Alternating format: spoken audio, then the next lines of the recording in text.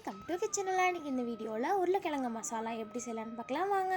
அதுக்கு தேவையான உருளைக்கிழங்க வேக வச்சு தனியாக எடுத்துக்கலாம். சுடு தண்ணியை நல்லா கொதிக்க வச்சு எடுத்துருக்கோம். அதில் காஷ்மீர் மிளகாய், கொஞ்சமாக முந்திரி, ஒரு மிக்சி ஜாரில் இஞ்சி பூண்டு பேஸ்ட், தக்காளி, கொத்தமல்லி தழை, ஊற வச்ச காஷ்மீர் மிளகாயும் முந்திரியும், கொஞ்சமாக தேங்காவை கட் பண்ணி சேர்த்துக்கலாம், மஞ்சள் தூள், இதெல்லாம் அரைச்சி எடுத்துக்கலாம். இப்போது வேக வச்சு உருளைக்கிழங்குல சின்ன சின்னதாக ஸ்போக் ஸ்பூன் வச்சு ஓட்டை போட்டு எடுத்துக்கோங்க. இப்போ ஒரு பாத்திரத்தில் எண்ணெய், கடுகு, கறிவேப்பிலை, பெரிய வெங்காயம்.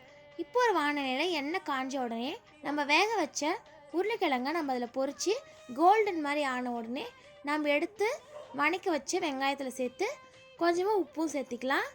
கரம் மசாலா, கொத்தமல்லி தூள் இதெல்லாம் நல்லா வணக்கிட்டுக்கப்புறம் நம்ம அரைச்சி வச்ச கூட்டு நம்ம அதில் சேர்த்துக்கலாம். எண்ணெய் நல்லா பிரிஞ்சு வர வரைக்கும் நம்ம இதை கொதிக்க வச்சு எடுத்துக்கலாம். இந்த உருளைக்கிழங்கு மசாலாவை நீங்கள் பூரி கூட சேர்த்து சாப்பிட்டிங்கன்னா ரொம்ப நல்லாயிருக்கும். இந்த வீடியோ உங்களுக்கு பிடிச்சிருந்துச்சுன்னா நம்ம சேனலை மறக்காமல் சப்ஸ்கிரைப் பண்ணிவிடுங்க.